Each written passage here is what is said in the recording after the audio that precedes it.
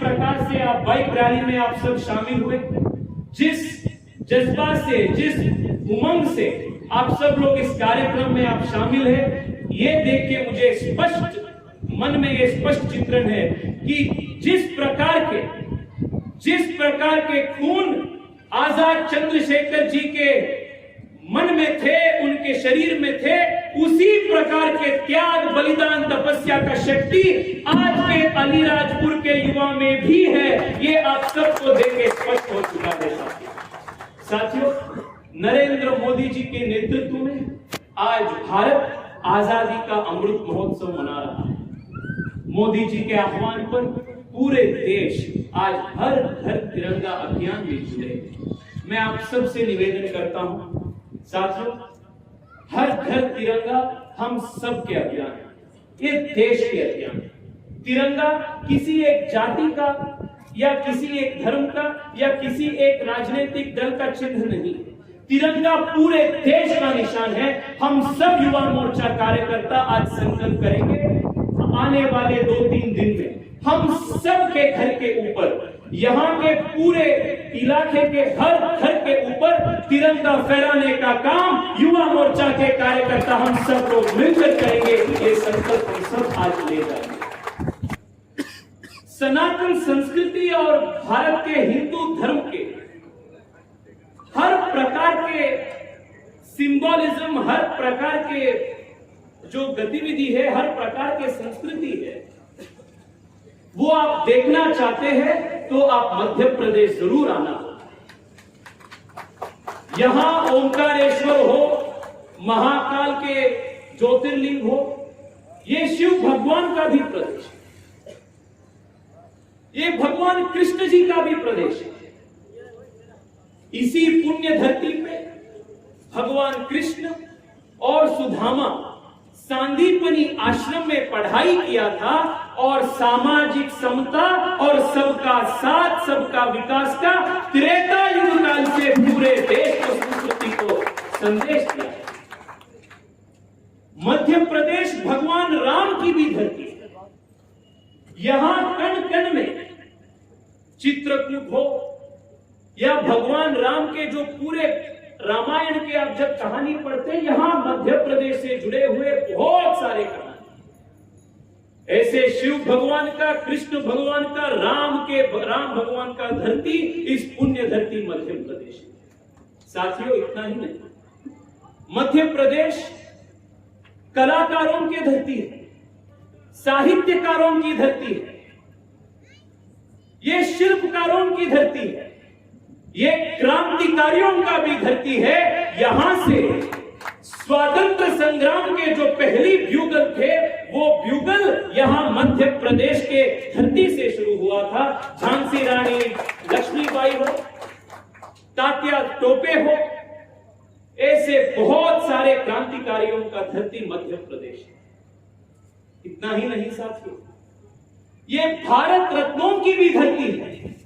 हम सबके नेता अटल बिहारी वाजपेयी को अब देश के दिए, ग्वालियर से अटल बिहारी वाजपेयी जी आते थे, इसी पुण्य धरती से वाजपेयी जी आते थे। आने वाले जो 25 साल है, आने वाले 25 साल हम सबके जीवन में और सामूहिक रूप से देश के जीवन में अत्यंत महत्वपूर्ण 25 साल है, अत्यंत महत्वपूर्ण 25 साल। इसलिए प्रधानमंत्री जी ने इस 25 साल को अमृत काल के नाम पे उन्होंने हम सबको बोला है और हम सबको आह्वान किया है कि इस अमृत काल में विशेष रूप में युवा लोग भारत के प्रति पूर्ण रीति, श्रद्धा, निष्ठा से काम करना है। ये आह्वान प्रधानमंत्री जी ने दिया है। साथियों, मैं आप सबसे हाथ जोड़ के विनती करता हूं, आने वाले 25 साल हम आज संकल्प करेंगे इस पुण्य धरती पे, हम जिएंगे तो देश के लिए, हम मरेंगे तो देश के लिए। आने वाले 25 साल, आने वाले अमृतकाल भारत का काल होगा, भारत के युवाओं का काल होगा। इसी काल में हम सब लोग मिलकर भारत को दुनिया के विश्व गुरु बनाने का संकल्प हम सब लोग करेंगे। इसी आशा, इसी उम्मीद के साथ मैं आप सब लोगों को हृदय से बहुत बहुत धन्यवाद करना चाहता हूं। साथियों, ये चंद्रशेखर आजाद जी की जन्मभूमि है। पूरे देश, तमिलनाडु से लेकर पंजाब तक, नागालैंड, अरुणाचल प्रदेश से लेकर महाराष्ट्र तक, चंद्रशेखर आजाद जी के जो त्याग था, तपस्या था, उससे प्रेरित हुआ म्यांमार भी आजाद हुआ। पर आज आप जब देखते हैं म्यांमार का स्थिति क्या है, बांग्लादेश का स्थिति क्या है, श्रीलंका, पाकिस्तान का स्थिति क्या है, रोज अखबार में हम पढ़ रहे हैं। पर भारत लोकतंत्र की मातृभूमि, इसलिए भारत आजादी के 75 साल के बाद भी एक मजबूत देश के नाते अखंड भारत आज पूरे देश, पूरे विश्व, पूरे दुनिया भारत के सामने, भारत की ओर देख रहे हैं। ये भारत के कोटि कोटि भारतीयों का सबका एक ताकत है, उस सबका एक अचीवमेंट है। इतना ही नहीं साथियों, इसी संदर्भ में आप सबके सामने ये बात भी रखना चाहता हूं। आजादी तो 1947 में हम सबको मिला, पर वो सिर्फ ब्रिटिश के जो कब्जा था, ब्रिटिश के वो जो आडಳಿತ थे, ब्रिटिश के जो एडमिनिस्ट्रेशन से, उससे हम सबको आजादी मिला। पर ठीक रूप से, असली रूप से राजनीतिक आजादी, सांस्कृतिक आजादी और आर्थिक रूप से आजादी भारत को नहीं मिला। आप देखिए भारत के राजनीतिक पॉलिटिकल मैप देखिए, कश्मीर से लेकर कन्याकुमारी तक हर प्रदेश में सिर्फ ऐसे पॉलिटिकल पार्टीज के कब्जा थे, पॉलिटिकल पार्टीज के राज थे जो खानदानी पार्टीज थे। असली रूप से देश के युवाओं को पॉलिटिकल आजादी भी नहीं प्राप्त हुई।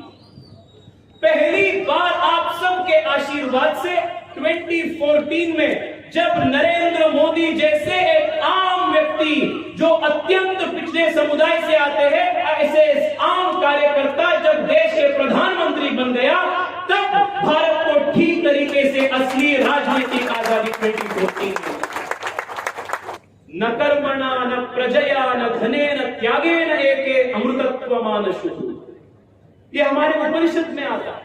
इसका मतलब क्या है?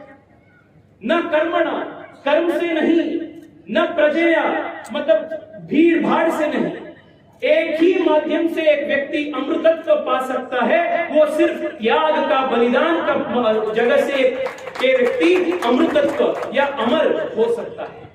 साथियों, 26 साल में देश के लिए सब कुछ त्याग दिया, सब कुछ त्याग किया चंद्रशेखर आजाद जी। उनसे बड़े प्रेरणा आज के पीढ़ी युवाओं को कैसे मिल सकता है? मैं आप सबसे निवेदन करना चाहता हूं, चंद्रशेखर आजाद जी के जीवन चरित्र आप सब लोग पढ़े।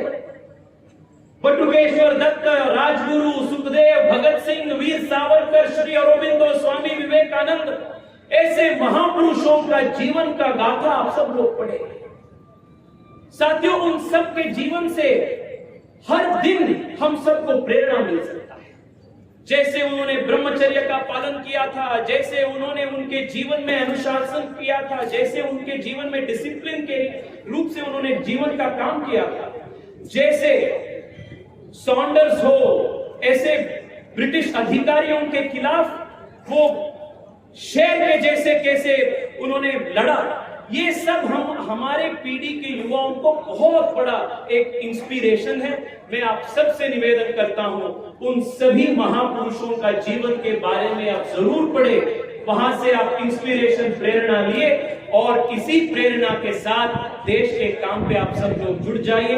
मैं फिर एक बार युवा मोर्चा के कोटि कोटि कार्यकर्ता की ओर से अलीराजपुर के महाजनता को, आप सभी कार्यकर्ता बंधु को हृदय से कोटि कोटि प्रणाम व्यक्त करना चाहता हूं। बहुत बहुत धन्यवाद। साथ में नया देश खड़ा करेंगे, साथ में विश्व गुरु भारत को हम सब मिलकर बनाएंगे। इसी विजयी संकल्प के साथ भारत माता की